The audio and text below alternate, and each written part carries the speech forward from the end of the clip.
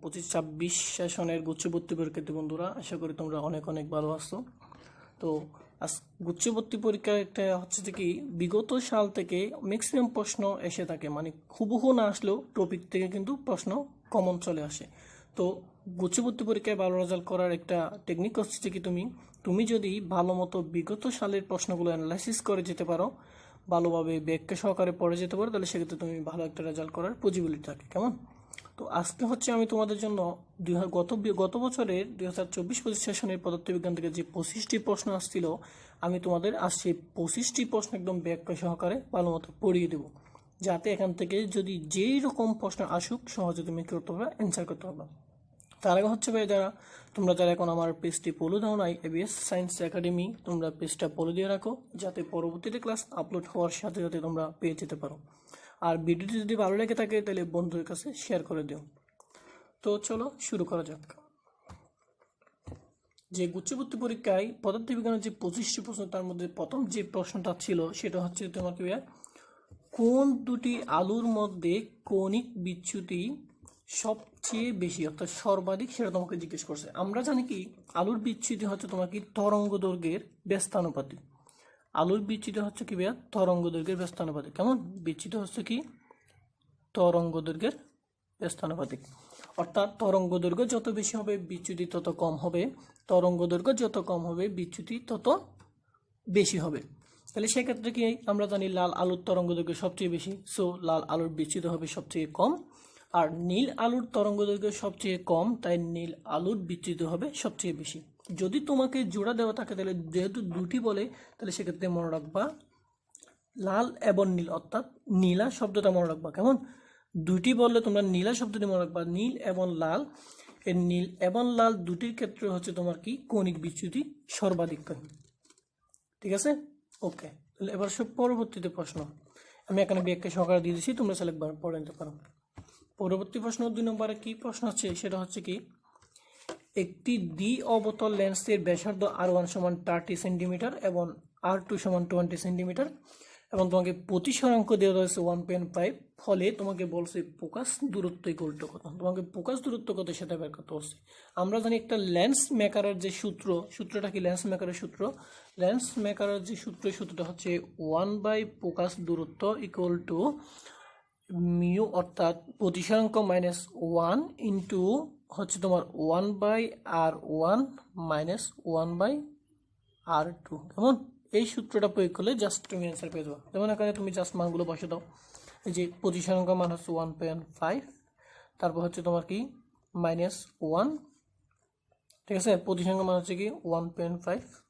যে জাস্ট তুমি এখানে মানগুলো বসে দাও, যে প্রতিসরাঙ্ক মান হচ্ছে 1.5 মাইনাস 1, তারপর হচ্ছে এখানে কি 1/R1 হচ্ছে 20 এবং মাইনাস 1/R2 সমান হচ্ছে কত, 1/R1 সমান 30 এবং R2 সমান 20। এবার জাস্ট তুমি এটাকে ক্যালকুলেশন করলে অ্যান্সার পেয়ে যাবে কত, -24। কেমন? -24 তুমি অ্যান্সার পেয়ে যাবে। তাহলে সেক্ষেত্রে তোমার অ্যান্সারটা হবে কত, -24। আশা করি বুঝেছ। এবার হচ্ছে পরবর্তী প্রশ্ন, আমি এখানে ম্যাথ সহ দিয়ে দিয়েছি, সূত্র সহ তোমরা আসলে পড়ে নিতে পারো। কেমন? এবার 3 নম্বর প্রশ্ন যে প্রশ্ন হচ্ছে কি একটি চাকার জড়তা I সমান 10 কেজি m2 এবং কৌণিক ত্বরণ alpha equal to 10 radian s inverse 2 হলে তোমাকে জিজ্ঞেস করছে টর্ক ইকুয়াল টু কত। আমরা একদম ইজিলি জানি টর্কের যে সূত্র, তাহলে টর্ক ইকুয়াল টু কত আমরা জানি কি, টর্ক ইকুয়াল টু কত ভাইয়া, যে টর্ক ইকুয়াল টু হচ্ছে আমরা জানি কি I আলফা। কেমন? I alpha. এর জন্য এখানে I এর মান কত, 10, আর আলফার মান হচ্ছে 10, জাস্ট গুণ করে দাও, 10 10 100 নিউটন মিটার। তাহলে সেক্ষেত্রে মান হচ্ছে কি 100 নিউটন মিটার। এবার আসো পরবর্তী প্রশ্ন হচ্ছে কি দুটি হালকা মৌল যুক্ত হয়ে একটি ভারী মৌল গঠন করলে সেটাকে কি বলে। আমরা জানি দুটি হালকা মৌল বা একাধিক হালকা মৌল যুক্ত হয়ে যদি একটি ভারী মৌল গঠন করে, তখন সেটা হচ্ছে তোমার কি নিউক্লিয়ার ফিউশন বিক্রিয়া। আর যদি একটি ভারী মৌল ব্যঙ্গে যদি দুটি হালকা মৌলে পরিণত হয়, মানে উল্টা হয়, তখন সেটা হবে তোমার কি নিউক্লিয়ার ফিউশন বিক্রিয়া। কেমন?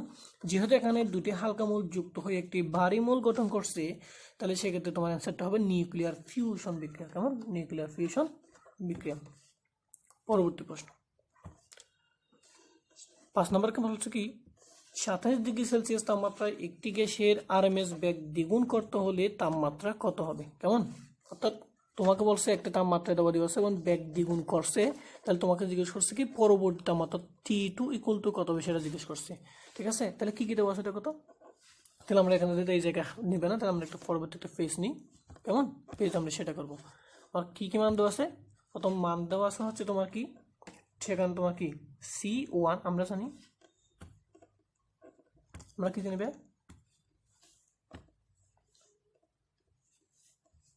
আমরা জানি তোমার কি জাস্ট মানগুলো দেওয়া আছে। সেক্ষেত্রে তোমার কি এই যে তোমার কি মান দেওয়া আছে এখানে, ওখানে তোমার মান দেওয়া আছে হচ্ছে তোমার কি C1 সমান দেওয়া আছে কত, C ধরে নিবে, এবং C2 অর্থাৎ ব্যাক কত করছে, দ্বিগুণ করছে, তার মানে কত হবে 2C হবে। কেমন? এবং তোমাকে মানে তাপমাত্রা T1 = দেওয়া আছে হচ্ছে তোমার কত 27 ডিগ্রি সেলসিয়াস। 27 ডিগ্রি সেলসিয়াস মানে হচ্ছে তোমার কত 300 কেলভিন, অর্থাৎ 27 + 273 করে আমরা 300 কেলভিন পেয়ে যাবো, কারণ এই ম্যাথগুলো করার সময় আমার কেলভিনে অবশ্যই নিতে হবে। কেমন? এরপর তোমাকে এখন T2 = কত সেটা তোমাকে জিজ্ঞেস করছে। একটা আমরা সূত্র জানি, সূত্র হচ্ছে তোমার কি CRMS সমানুপাতিক √T।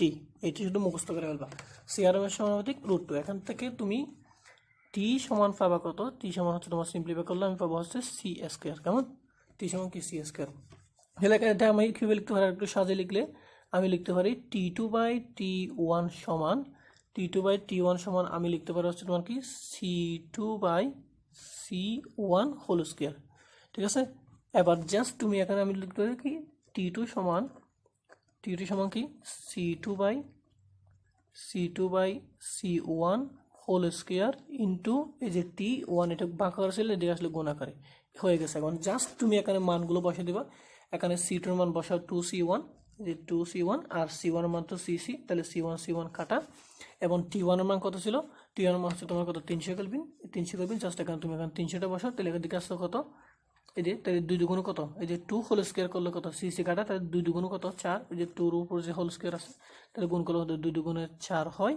এবং এদিকে T1 এর মান হচ্ছে কত 300, T1 এর মান কত 300, তাহলে গুণ করলে কত 3 4 1200 কেলভিন, কত 3 4 1200 কেলভিন। এখন আমার অ্যান্সার কিন্তু কেলভিনে দেয় না, আমার অ্যান্সার কিসে দিছে ভাইয়া, আমার অ্যান্সার দিছে হচ্ছে তোমার কি সেলসিয়াসে। কিসে দিছে অ্যান্সার দিছে সেলসিয়াসে, আমার সেলসিয়াসে বের করতে হবে। আমি ওখানে কি পাইছি T2 সমান পাইছি হচ্ছে তোমার কি 1200 কেলভিন, তাই তো 1200 কেলভিন। তাহলে এখন আমার কি করতে হবে সেলসিয়াসে, তাহলে সেলসিয়াস থেকে কি ওই যে 273 কি করবা বিয়োগ করে দিবা, তাহলে 1200 বিয়োগ 273, তাহলে তুমি এখানে অ্যান্সার করে পাবা 927 ডিগ্রি সেলসিয়াস, 927 ডিগ্রি সেলসিয়াস। তাহলে সো এটা হচ্ছে তোমার কি অ্যান্সার। কেমন? আশা করি বুঝেছো। তারপর হচ্ছে তোমার কি পরবর্তী যে প্রশ্ন, সেটা তোমার কি 6 নম্বর প্রশ্নটা কি বলছে একটি তারের দৈর্ঘ্য দ্বিগুণ করলে ব্যাসার্ধ অর্ধেক করলে তার রোধ কত হবে? কেমন? তারের দৈর্ঘ্য দ্বিগুণ করছে এবং ব্যাসার্ধ অর্ধেক করছে। আমরা জানি কি রোধের সূত্র R = ρL/A, এটা আমরা জেনে জানি। ঠিক আছে, R = ρL/A। তুমি এখানে জাস্ট মানগুলো বসে দেবে। আর এ মানে কি পাই আর স্কয়ার, এ মানে কি পাই আর স্কয়ার। কেমন? এটা কি এই ρL/π r²। কেমন? পাই আর স্কয়ার। এবার জাস্ট তুমি এখানে জাস্ট মানগুলো বসাবা, আর এর ক্ষেত্রে r/2 বসিয়ে দিবা, আর ρL, তাহলে উপরে কি আছে দেখো তো, ρL যেমন আছে তেমনই ছিল, রু আর দৈর্ঘ্য করছে দ্বিগুণ, দৈর্ঘ্য কত গুণ দ্বিগুণ, তাহলে সেটা হবে 2L। কেমন হবে? কি হবে? 2L হবে। তারপর এখানে নিচে হচ্ছে তোমার কি ফাই তো দুই দিকে কাটা যাবে, তাহলে আর এর মান কত r², তাহলে আর সমান কত করছে অর্ধেক করছে, ব্যাসার্ধ কত করছে অর্ধেক করছে, তার মানে কি r/2 হোল স্কয়ার, কেমন? তাহলে এক্ষেত্রে তুমি কি দাঁড়ায় এই যে r/2 হোল স্কয়ার, এই যে তাহলে r² হবে, নিচে থাকবে r², আর এই 2 দুগুণে কত, এই 2 দুগুণ গুণ করলে কত 4 হয়। জাস্ট তুমি এই 4টা কোথায় সামনে নিয়ে আসবা, যেহেতু একবার ছিল তাহলে সামনে নিয়ে আসবা 4টা। আর হচ্ছে তোমার কি এই যে 2, ঠিক আছে, এই 2 দুগুণে 4, এই 4টা তুমি কি কিনবা সামনে নিয়ে আসবা, কত গুণ হবে সেটা জিজ্ঞেস করছো তোমাকে। তাহলে যখন তুমি হবে কি 4/r², 4 কত r², আর এখানে হবে তোমার কি এই যে 4 × 4, আর এখানে জাস্ট এটা যেমন আছে তেমন থেকে যাবে ρL/r²। কেমন? তাহলে এই যে রু এল বাই আর স্কোয়ার, এটা আমি অলরেডি আর এর সমীকরণ পাইছি, এবং কত গুণ বাড়ছে 7×4 = 16, এই যে 7×4 = 16 গুণ অর্থাৎ 16 আর, ঠিক আছে। তাহলে একটি তার দৈর্ঘ্য দ্বিগুণ করলে এবং বেশি অর্ধেক করলে সেক্ষেত্রে রুট কত গুণ বাড়বে, সেক্ষেত্রে রুট বাড়বে হয় তোমার কত গুণ 16 গুণ। আশা করি বুঝেছ, ঠিক আছে। পরবর্তী প্রশ্ন, এই যে এখানে অলরেডি দেওয়া আছে, সুন্দর করে তুমি এখান থেকে আসতে চাইলে ভালো মতো বুঝে নিতে পারো, কেমন? ওকে, পরবর্তী প্রশ্ন 7 নম্বর প্রশ্ন কি বলতেছে? 7 নম্বর প্রশ্ন বলতেছে একটি বৈদ্যুতিক বাল্বের ক্ষমতা অর্থাৎ ফি, ঠিক আছে, দেওয়া আছে 100 ওয়াট এবং বিভব পার্থক্য দেওয়া আছে কত 220 ভোল্ট, এবং তোমাকে জিজ্ঞেস করছে রোধ কত হবে, ঠিক আছে। তোমাকে জিজ্ঞেস করে রোধ কত, আমরা জানি একটি সূত্র কি, ফি ইকুয়াল টু ক্ষমতা, ফি ইকুয়াল টু কি ভাইয়া বি স্কয়ার বাই আর, এটা আমরা জানি অলরেডি, ক্ষমতা ফি সমান বি স্কয়ার বাই আর। এখন তোমাকে বের করতে বলছে কি রোধ আর, তাহলে আর সমান কি হবে, তাহলে সেখান থেকে তোমাকে আর সমান হবে, আর সমান কি হবে, আর সমান বি স্কয়ার বাই, আর সমান হবে বি স্কয়ার বাই ক্ষমতা ফি, কেমন? এবার জাস্ট মানগুলো বসাও। বি সমান কত 220 ভোল্ট, 220 ভোল্ট, যেহেতু স্কয়ার তাহলে উপরে হবে কি হোল স্কয়ার, এবং ক্ষমতা ফি সমান কত 100 ওয়াট। তাহলে এটাকে যদি তুমি ক্যালকুলেশন করো সেক্ষেত্রে তুমি মানটা পেয়ে যাবে কত 484 ওহম, কেমন? আশা করি বুঝেছ, ঠিক আছে। আচ্ছা, পরবর্তী প্রশ্ন হচ্ছে তোমার কি 8 নাম্বার কি বলছে, বলছে কি একটি ট্রান্সফরমার যদি প্রাইমারি কুণ্ডলীতে পাক সংখ্যা কম হয় তবে ট্রান্সফরমারটি কি ধরনের ট্রান্সফরমার হবে। তাহলে কি বলছে, একটি ট্রান্সফরমার যদি প্রাইমারি কুণ্ডলীতে কি হয় পাক সংখ্যা কম হয় তাহলে ট্রান্সফরমারটি কোন ধরনের ট্রান্সফরমার হবে। আমরা জানি এটা হবে একটা স্টেপ আপ ট্রান্সফরমার। এটা কি একটা স্টেপ আপ ট্রান্সফরমার, কেন? কারণ স্টেপ আপ ট্রান্সফরমারের ক্ষেত্রে হচ্ছে প্রাইমারি কুণ্ডলীর সংখ্যা কম হয়, প্রাইমারি কুণ্ডলীর সংখ্যা কম হয়, কিন্তু সেকেন্ডারি কুণ্ডলীর সংখ্যা কিন্তু কি ভাই, সেকেন্ডারি কুণ্ডলীর সংখ্যা কি হয় বেশি হয়, সেকেন্ডারি কুণ্ডলীর সংখ্যা বেশি হয়। অর্থাৎ স্টেপ আপের ক্ষেত্রে হচ্ছে প্রাইমারি কুণ্ডলীর সংখ্যা কম হয় এবং সেকেন্ডারি কুণ্ডলীর সংখ্যা কি হয় বেশি হয়। আর সেকেন্ডারি কুণ্ডলীর সংখ্যা বেশি হওয়ার ফলে এর ব্যাগও কি পাই বৃদ্ধি পায়, ব্যাগও কি পাইবে, ব্যাগও তোমার কি ভাইয়া বৃদ্ধি পায়, কেমন? ব্যাগও বৃদ্ধি পায়, তাহলে ব্যাগ বৃদ্ধি পায়। তাহলে যেহেতু এখানে বলছে প্রাইমারি কুণ্ডলীর সংখ্যা পাক সংখ্যা কম, তাহলে সেক্ষেত্রে তোমার কি হবে স্টেপ আপ। আবার যদি বলতো তাহলে প্রাইমারি কুণ্ডলীর সংখ্যা পাক সংখ্যা বেশি, যদি বেশি বলতো সেক্ষেত্রে অ্যান্সার হতো স্টেপ ডাউন, ঠিক আছে। আশা করি বুঝেছ। পরবর্তী প্রশ্ন, একটি চুম্বক ক্ষেত্রের তীব্রতা কিসের উপর নির্ভর করে, তোমাকে সেটা জিজ্ঞেস করছে। সরি, একটি চুম্বক ক্ষেত্রের তীব্রতা কিসের উপর নির্ভর করে তোমাকে সেটা জিজ্ঞেস করছে, ঠিক আছে। আমরা জানি চুম্বক ক্ষেত্রের তীব্রতা বি ইকুয়াল টু অথবা বি সমানুপাতিক আমরা জানি আই বাই আর, ঠিক আছে। অর্থাৎ এইটা হচ্ছে আমাদের সূত্রটা মুখস্থ রাখতে হবে, বি সমানুপাতিক আই বাই আর, চুম্বক ক্ষেত্রের তীব্রতা বি সমান আই বাই আর, অর্থাৎ কিসের উপর নির্ভর করে, আই এর উপর অর্থাৎ কারেন্টের উপর এবং আর দূরত্বের উপর নির্ভর করে, কেমন? তাহলে আই এর উপর এবং কারেন্ট আর এই দুটোর উপর কি চুম্বক ক্ষেত্রের তীব্রতা নির্ভর করে। আশা করি বুঝেছ, ওকে। পরবর্তী প্রশ্ন কি বলতেছে, একটি বস্তুর উপর বাহ্যিক বল যদি শূন্য হয় তাহলে বস্তুটি কি অবস্থায় থাকবে। আমরা জানি নিউটনের প্রথম সূত্র অনুযায়ী যদি কোনো একটা বস্তুর যদি বাহ্যিক কোনো বল প্রয়োগ করা না হয় তাহলে স্থির বস্তু স্থির থাকবে এবং গতিশীল চলমান বস্তু সমবেগে চলতে থাকবে। তাহলে সে অনুযায়ী যদি বাহ্যিক বল যেহেতু শূন্য তাহলে বাহির থেকে কোনো বল প্রয়োগ করতেছে না, তাহলে বস্তুটি কি হবে, স্থির বস্তু স্থির থাকবে এবং গতিশীল বস্তু সমবেগে চলবে, ঠিক আছে। এটা হচ্ছে তোমার আনসার, তাহলে উত্তর হবে কি সি। আশা করি বুঝেছ। পরবর্তী প্রশ্ন কাটা হয়েছিল, তাহলে কি একটি দেওয়া কি দেওয়া হবে, দেওয়া হচ্ছে একটি বস্তুর ভর যদি অপরিবর্তিত থাকে, অর্থাৎ ভর অপরিবর্তিত, ভর m1 যা m2 তা, অর্থাৎ m1 ইকুয়াল টু কি m2, ভরের কোনো পরিবর্তন হয় নাই কিন্তু ব্যাগ দ্বিগুণ করছে, অর্থাৎ b1 যদি b হয় তাহলে b2 ইকুয়াল টু হবে 2b1, কেমন? বলছে তাহলে তোমার গতিশক্তি কত সেটাকে তোমাকে জিজ্ঞেস করছে। আমরা জানি গতিশক্তি ই কে সমান half mv square, half mv square.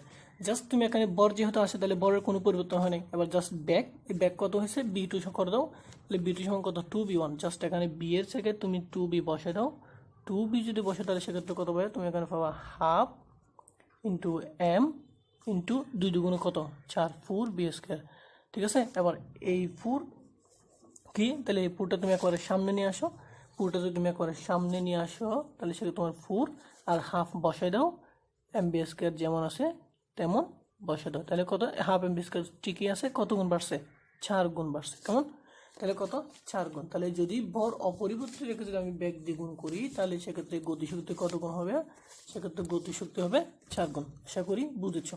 কেমন, পরবর্তী প্রশ্ন 12 নম্বর প্রশ্ন কি বলতেছে, 12 নম্বর বলতেছে তোমাকে একটি স্প্রিং এর বল ধ্রুবক, এখানে দেন এই বল ধ্রুবক যদি কে হয়, হ্যাঁ, স্প্রিং এর সঞ্চিত স্থিতি শক্তি কত হবে।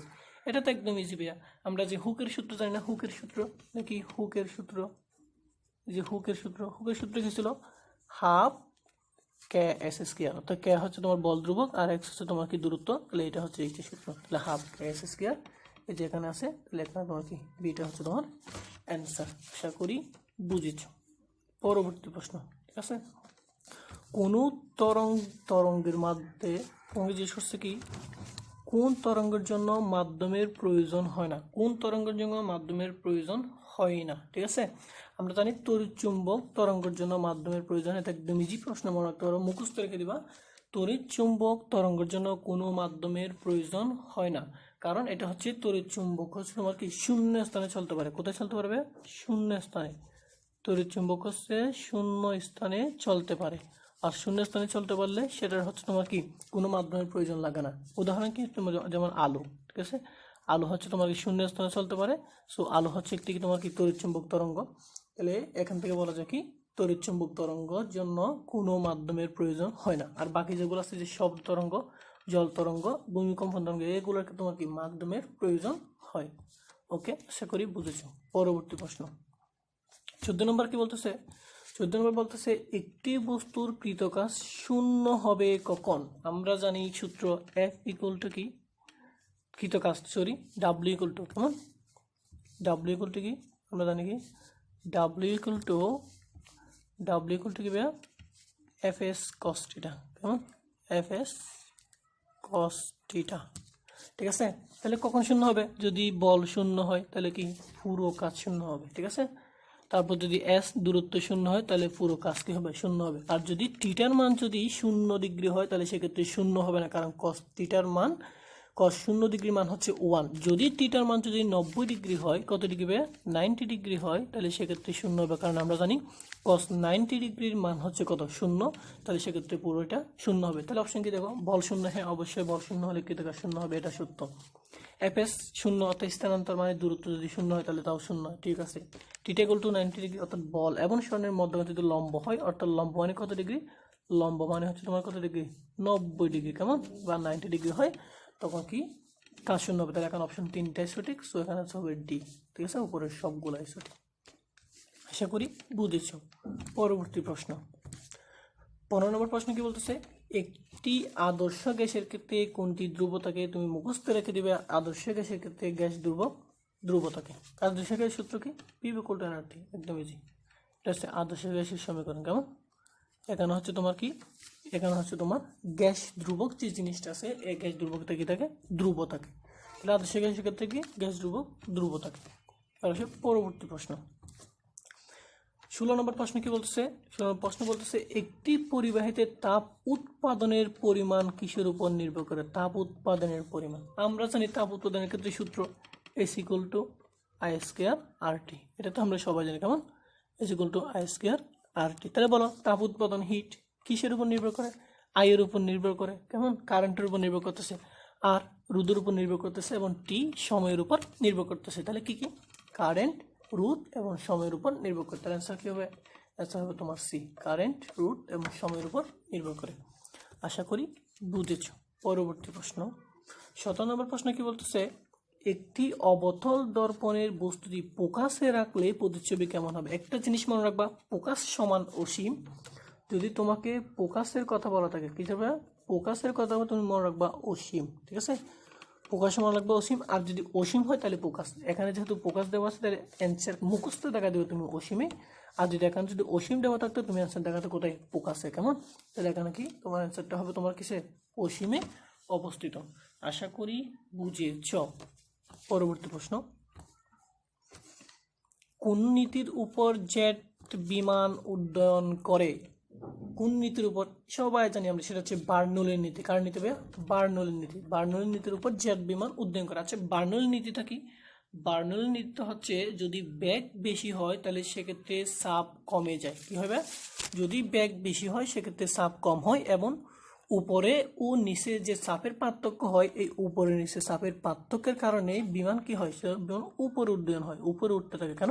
উপরে নিচে চাপের পার্থক্যের কারণে। ঠিক আছে, তো এটা হচ্ছে মূলত কার নীতি? এটা হচ্ছে তোমাকে বার্নৌলির নীতি। তাহলে বার্নৌলি বলছিল যে কি, বেগ বেশি হলে চাপ কম হবে, আর বেগ বেশি এবং চাপ কম হলে সেক্ষেত্রে উপরে নিচে চাপের পার্থক্য হয়, আর কোনো কিছু তখন কি হয়? উপরে উঠে যায়। কেমন? তাহলে সেক্ষেত্রে বিমানের উড্ডয়ন বা ওঠার যেটা, এটা হচ্ছে তোমার কার সূত্র? বার্নৌলির সূত্র। আশা করি বুঝেছো। এখানে ব্যাখ্যা দেওয়া আছে, আশা করি তোমরা পড়ে নিবা। কেমন? 19 নম্বর প্রশ্ন কি বলতেছে? বলছে একটি কণার ভরবেগ শূন্য হবে কখন? ঠিক আছে, কণার ভরবেগ কখন শূন্য হবে তোমার থেকে সেটাই জিজ্ঞেস করছে। তাহলে কণার ভরবেগের সূত্রকে আমরা জানি ফি ইকুয়াল টু mv। কেমন? এটা তো সূত্র জানি। তাহলে ভরবেগ কখন শূন্য হবে? যেখান থেকে যে কোনো একটি মান যদি শূন্য হয় তাহলে এক্ষেত্রে কি ভরবেগ শূন্য হবে। যেমন m যদি শূন্য হয় তাহলে ভরবেগ শূন্য হবে, যদি বেগ শূন্য হয় সেক্ষেত্রে ভরবেগ শূন্য হবে। তাহলে এখানে দেওয়া আছে ভর শূন্য হলে, হ্যাঁ, ভর শূন্য হলে ভরবেগ শূন্য হবে।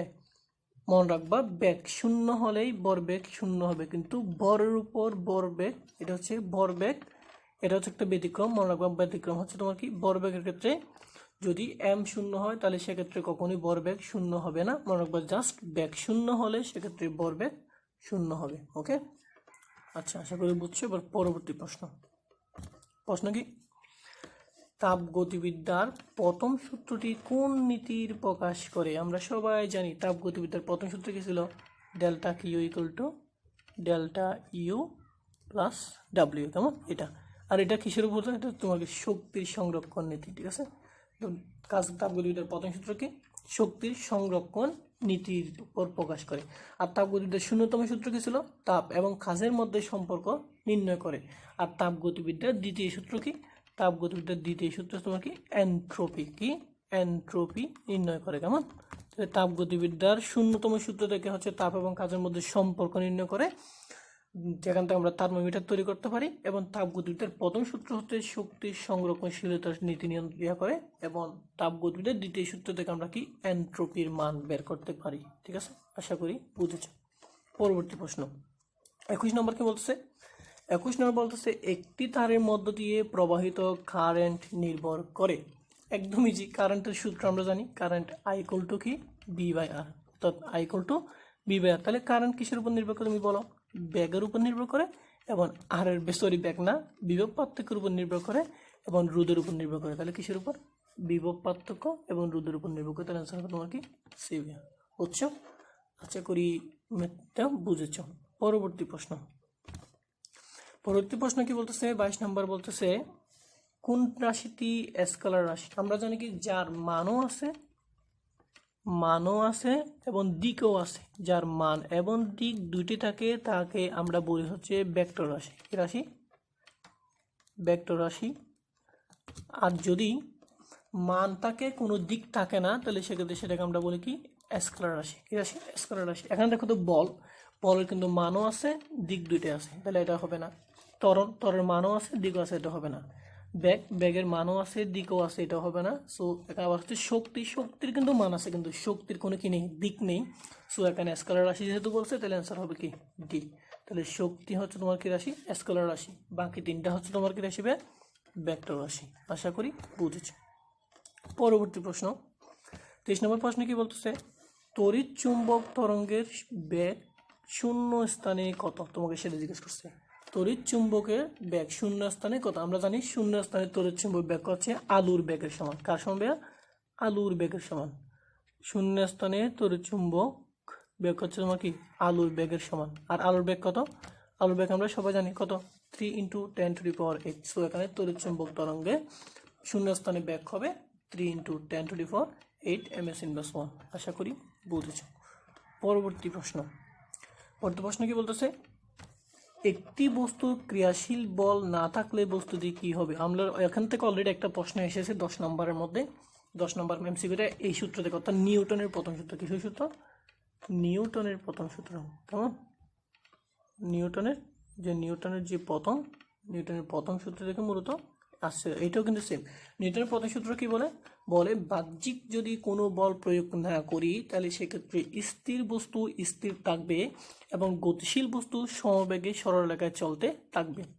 তো এখানে কি করছে, একটি বস্তুর উপর ক্রিয়াশীল বল না থাকলে, অর্থাৎ কোনো বাহ্যিক বল না থাকলে বস্তুটি কি হবে, স্থির থাকবে এবং তা কি হবে, সমবেগে চলবে। এটা অলরেডি রিপিট হয়েছে, একই প্রশ্ন, কিন্তু শুধু একটু ঘুরাই দিছে আর কি। হ্যাঁ, সেমই প্রশ্ন, আশা করি বুঝেছ। হচ্ছে পরবর্তী প্রশ্ন কি বলতেছে? পরবর্তী প্রশ্ন তোমার কি 25 নম্বর বলতেছে কি, একদম লাস্ট পর্যায়ে আমরা চলে এসেছি অলরেডি। একটি উত্তল লেন্সে বাস্তব প্রতিবিম্ব কখন গঠিত হয়, তোমাকে সেটাই বলছে। আমরা জানি বাস্তব প্রতিবিম্ব তখন গঠন হয় যখন বস্তু ফোকাসের বাইরে থাকে। বস্তু যখন ফোকাসের বাইরে থাকে তখন সেক্ষেত্রে বাস্তব প্রতিবিম্ব গঠিত হয়। অর্থাৎ কি হয়, বস্তু যখন ফোকাসের বাইরে থাকে সেক্ষেত্রে বাস্তব এবং উল্টা প্রতিবিম্ব কি হয়, বাস্তব এবং উল্টা প্রতিবিম্ব গঠিত হয়। কেমন? বাস্তব এবং উল্টা প্রতিবিম্ব। অর্থাৎ বস্তু যখন ফোকাসের বাইরে থাকে তখন সেখানে প্রতিচ্ছবি যেটা হয় সেটা তোমার বাস্তব এবং উল্টা হয়। ঠিক আছে? তো আশা করি তোমরা প্রশ্নগুলো খুব ভালোভাবে বুঝেছো। এবং এখানের যদি তোমাদের কোনো ধরনের সমস্যা থাকে তাহলে মেসেজ করে জানিয়ে দেবা, ইনবক্সে কমেন্টে জানিয়ে দেবা। আর ভিডিওটি যদি ভালো লাগে থাকে তাহলে বন্ধুদের কাছে শেয়ার করে দাও আর একটা লাইক দিও। তাহলে খোদা হাফেজ। পরবর্তীতে এরকম আরও ভিডিও চাইলে তাহলে কমেন্ট বক্সে জানিয়ে দাও। তাহলে ভালো থেকো। খোদা হাফেজ। আসসালামু আলাইকুম।